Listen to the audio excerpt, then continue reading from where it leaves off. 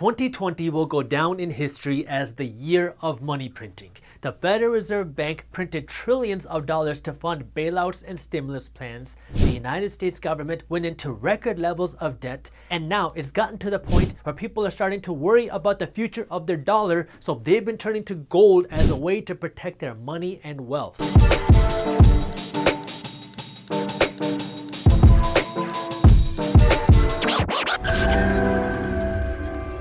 What's up, everybody? I am Jaspreet Singh from theminoritymindset.com and welcome to The Minority Mindset. Gold has become a very hot investment topic recently because of all the money printing you have going on and because you have successful billionaire investors who've always been against gold making huge bets on gold investments for the first time ever. Gold is an interesting investment because it just sits there. It doesn't do anything. If you went out and you bought $100,000 worth of gold today and you put it in a vault and you left it there for 10 years, and you went back in 10 years, nothing is going to change. You are going to have the exact same amount of gold today as you will in 10 years. Compare that to something like chickens. If you went out and you bought 50 chickens, so you have 50 chickens, and let's assume they're roosters and hens, so you have males and females, they will lay eggs that you can sell for cash flow. They can reproduce so you can have more chickens. So if you start off with 50 chickens, in 10 years, you might have 500 chickens and you'll have even more cash flow because you started off with 50 chickens. So that's what happens over time is you grow how many chickens you have and now you can have more cash flow coming in. But if we stick on the financial side of things, let's say you have $100,000 to invest and you invest it into this company, and let's say that at the time this company is valued at $1 million. So you give this $1 million company $100,000 and now they're going to have more money that they can use to hire employees. They have more money that they can use for marketing to grow their company, and in 10 years, if they do things correctly, this $1 million company could be worth $100 million because you gave them money to help them grow. So this company is now producing more value, they're creating more income, they're producing more profits because they have grown and they have the equity and the resources to do that. When you buy gold, it just sits there. It doesn't create more gold and it does not create passive income like chickens can, and it does not create more value like a company can.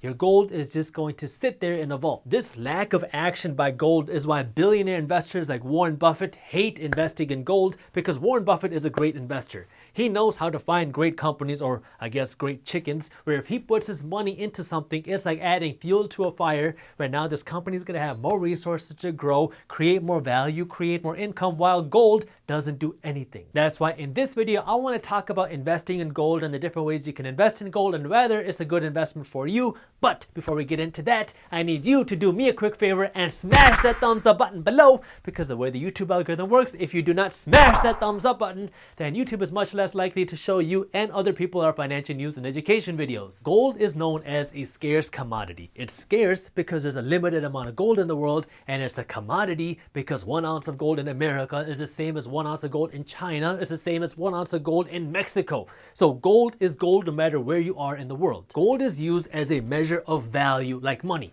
Like I can compare how valuable my paper dollar is by comparing it to the price of an ounce of gold, but I'll get to that in just a second. Gold does have some practical uses. It's used in dentistry, it's a good conductor of electricity, and it's used in jewelry, obviously. But for practical purposes, when people are buying gold or talking about gold, they're using it as a money, as a way to benchmark how valuable their paper dollars are. If we come back to my handy dandy whiteboard, and no, I'm not going to be drawing you any chickens, and no, I don't offer any drawing classes, but if we come back to the numbers, in 1970, you could buy an ounce of gold for around $100.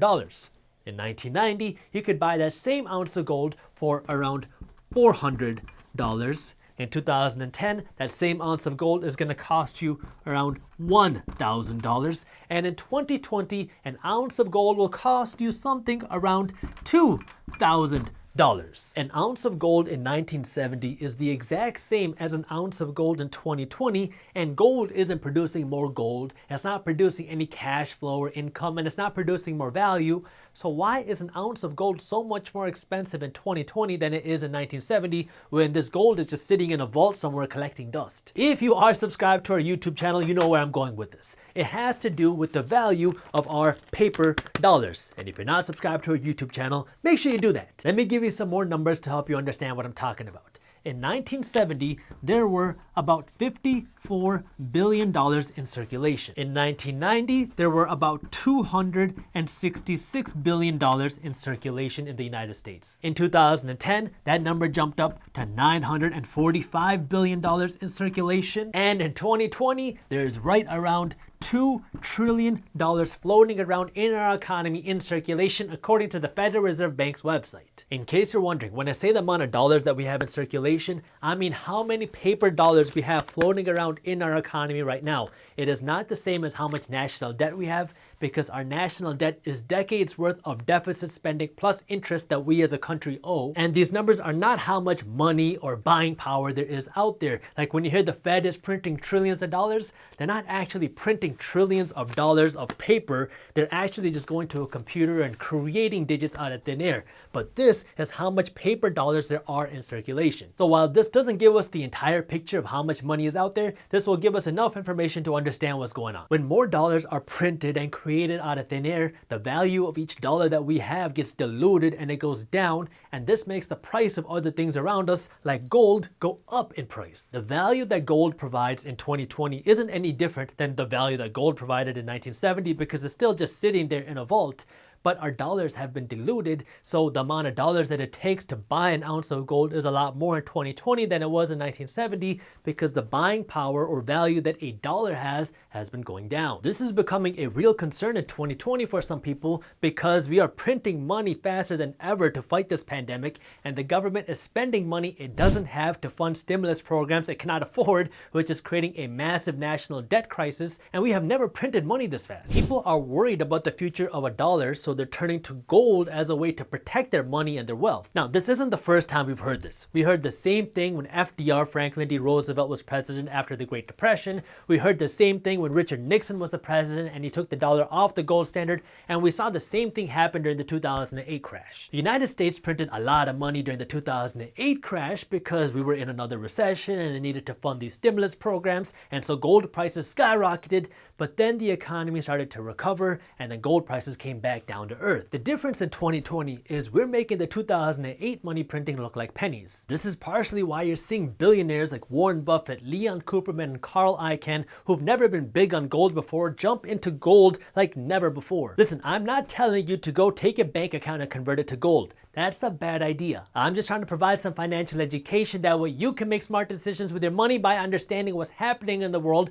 because investing has risks. You are never guaranteed to make money when you invest. You might even lose money, so make sure you always do your own due diligence and never blindly listen to a random guy on YouTube. Who you calling random? Jasprit. There are three main ways that you can get exposure to gold. You can buy physical gold, you can invest in paper gold, or you can invest in gold company. Owning physical gold is exactly what the name says. You go to a gold jeweler and you're buying physical gold called gold bullion. So now you're buying gold bars or gold coins, gold whatever. The advantage of this is you can own and control a tangible asset. You own the physical gold. The downfall is your gold isn't doing anything to create your passive income, and you're gonna need a safe place to store it, maybe a bank vault or something. If you're scared of losing your physical gold, you can look at buying paper gold. When I say paper gold, I'm not saying buying thin sheets of gold. I'm talking about buying gold contracts. So you're going onto the stock market and you're investing into a fund which owns physical gold. So for example, if you go onto your stock brokerage and you buy shares of GLD or IAU, again, I'm not telling you what to buy, just giving you an example.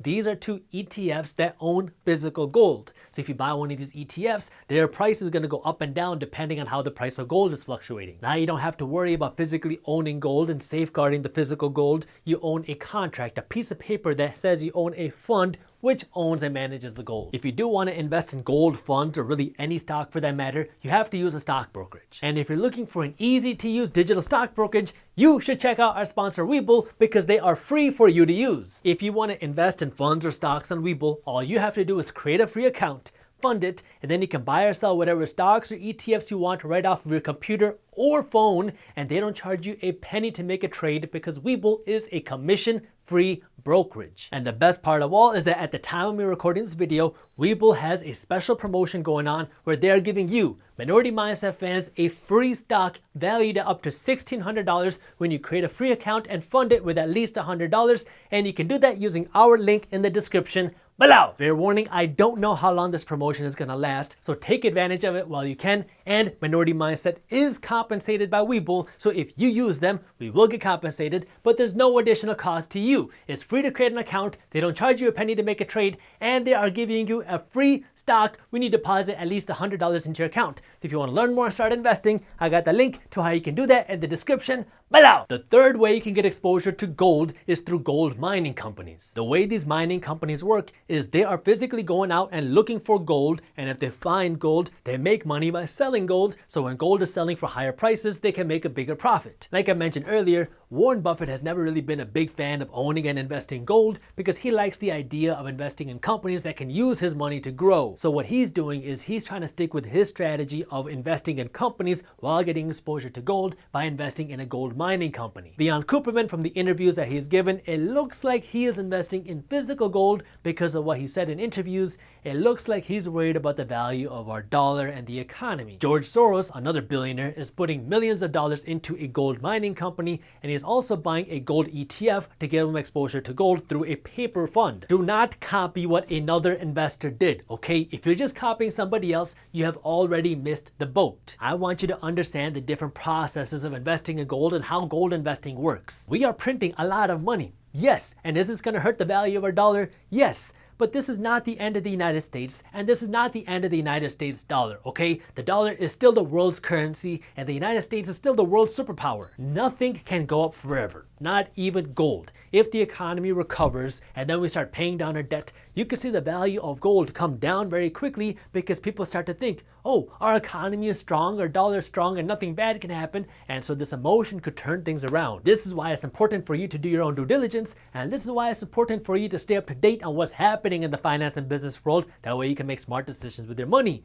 And if you're looking for an easy way to do that, well, that's why we created the free Minority Mindset newsletter, where our team first breaks down the top finance and business news, and then we show you how this news affects your wallet. That way you can be smart with your money. Again, this newsletter is completely free, and you can subscribe to our free finance and business newsletter by clicking the link up here or by clicking the link in the description below. By the way, our financial news emails are separate from our financial education emails. Thank you for watching. If you enjoyed this video, share it with one friend, that way we can help spread the word. If you want to know what's going on in the housing market and if we could see a potential housing market crash, I already made a video on this, and you can watch this video on YouTube by clicking this button right over here. Thank you for watching, and as always, keep hustling.